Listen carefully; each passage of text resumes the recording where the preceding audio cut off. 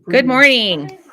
Good morning. We are going on live. I'm just waiting for Reverend Amy to join us here in the studio. And I just wanted to say good morning and welcome to our pre-show of church. And it's a beautiful, snowy Sunday, December 5th. So Pastor Amy will be on in just one moment. Okay.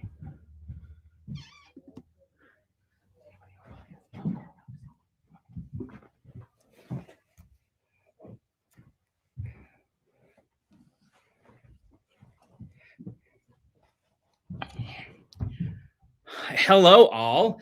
It is good to see you here. We are preparing to get ready for worship this morning. And so this is something we're doing. It's a little different. And for those of you watching, you'll see that it is via a green screen. And so what little hair I have left is cut off even more in the midst of this. But I'm going to pop out and Reverend Amy's going to pop in here. Good morning. It is good to be with you all today. I've never done this before, so hopefully you can be patient with me as we figure out how to work this.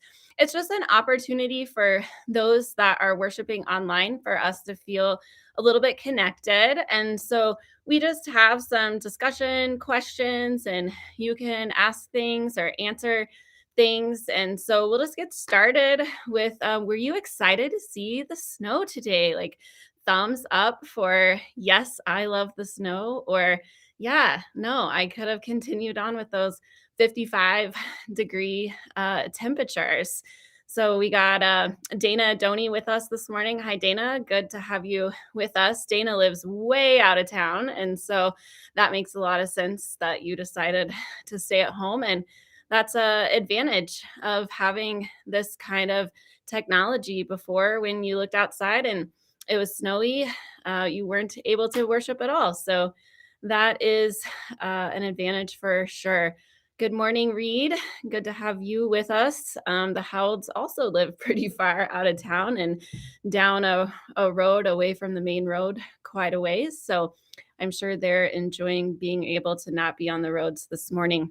Well, today we have an exciting morning of worship. It's the first Sunday of the month, which means that we celebrate communion in the Methodist Church. And so if you are worshiping with us at home, we invite you to get some communion elements together, remembering that whatever you have at the house is totally fine, whether it's coffee and a donut, that obviously is great. And so get some communion elements together.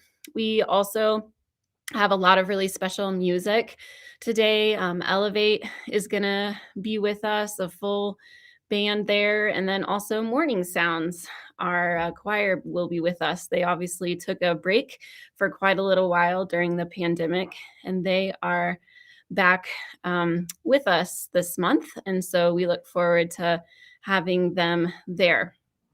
In addition to special worship today, we also have a special musical event on Wednesday as well. Figgy Pudding is coming up on Wednesday, and so we are looking forward to that. So who has ordered their figgy pudding cake? Dana, Martha, have you guys got your figgy pudding ordered? If not, those of you that are worshiping with us online, you can go to the email that you get on Mondays, and there'll be a place there where you can sign up for your figgy pudding. So make sure that you take care of that so you can be a part of those festivities on Wednesday. The program will get started at 7 p.m. Of course, Figgy Pudding goes to help our mission partners. So here's a trivia question for you this morning. Who are our international mission partners? Can anybody name all of them? There are 4 total, and 3 that Figgy Pudding will support, and then a 4th one that in years past Figgy Pudding has supported, but this year we decided that they needed their funds a little bit earlier on. And so let's see if anybody can answer that trivia question. Who are our international partners? Well, let's see. All right, we got one, Angola. Yep, that is definitely one of them. Any others? Let's see. Well, we're trying to get those in. We, of course, last night had a wonderful showing at our, let's see, yep, Martha's got El Salvador. We had a wonderful showing at the Christmas Stroll. Our youth group, for the first time, hosted a booth downtown. They were right outside of Schnee's. Kurt Smith, one of the longtime employees there, helped us get that spot. And so the youth had free hot cocoa, and the cups had the Christmas Eve worship times on them. And so we gave out a lot of free hot cocoa last night. They went through what they had purchased for the night in like an hour. And so we were driving around trying to find as much extra hot cocoa as we could. And I don't know the exact total, but I'm guessing we went through probably maybe like 10 or 15 of those 5-gallon jugs of hot water. We were rolling the cart back and forth back to the church to get more hot water. And so it was, there were lots of youth that were down there helping. They had several shifts and parents that were helping to set up and take down. So it was a really fun way for our youth group to be connected in the community. So far we have 2 correct answers. El Salvador and Angola are 2 of our mission partners. There are 2 others. I'll give you a hint. One of them is connected to Helen Shepherd. She was a missionary there. And Helen Shepherd is right now an attendee out at Living Waters, but she's kind of connected with both congregations. So we have that. Yes, there we go. Dana got it. Anybody else out there that's worshiping online have a question that they would like to ask me? Anything that you're wondering about this morning? I'm going to be preaching this morning.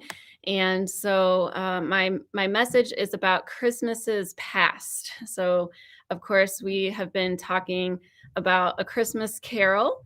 And last week we talked about those things that make us a little bit bah humbuggy. And this week we're going to be talking about Christmases past. And of course, many of us have just wonderful, fond memories of Christmas past. And then we also have those memories that are kind of harder to deal with. So what's a favorite Christmas memory from your Christmas past, a tradition that you remember doing as a child? Let's see, those favorite Christmas past memories. So yes, Burundi is correct. I always think of it as the name of the mission organization is Tajinga. And so when I saw Burundi, I kind of had to go through in my head because Tajinga was the name that I was thinking about. And so we have lots of good answers coming in. Don't have any favorite Christmas memories yet. Maybe somebody that hasn't replied. Who's out there and would like to share a Christmas memory? Mara shares with us that she liked to wake up at her grandpa's house and have breakfast before opening presents. Yeah, always spending the night at grandparents' house. My grandparents always lived close enough that we would stay at home and have some family time in the morning, just the 4 of us. I have a younger brother. So we'd open our Santa presents and get ready and then head over to my grandma's house. And we had a set time that we were going to gather, and the other cousins seemed like they were always a little bit late to getting over there. And so my brother and I were always kind of anxious to get started. But we'd have cinnamon rolls for breakfast. And then after everybody got there, then we'd start doing the presents. So Looks like Martha is trying to get in with the Christmas memory there, but looks like maybe she got cut off a little bit. And so, yeah, okay, the Chatty Cathy doll. So I've heard of those Chatty Cathy dolls, but that was a little bit before my time. A Christmas present that I can remember being really excited about was I don't remember what they were called, but it was kind of like it had a flat edge on it and it had a little book and then it had buttons down on the end of it. And when you pushed the buttons, the voice would change. And so there's a story, and one that I remember was Sesame Street, and you'd push the blue button, and Grover would tell the story, and then you'd push the green button, and Oscar would tell the story. So that's one of my Christmas presents that I remember. Well, I think that we are going to be getting ready for worship this morning. And so I'd like to just take a few moments and maybe do a just kind of a centering prayer before worship.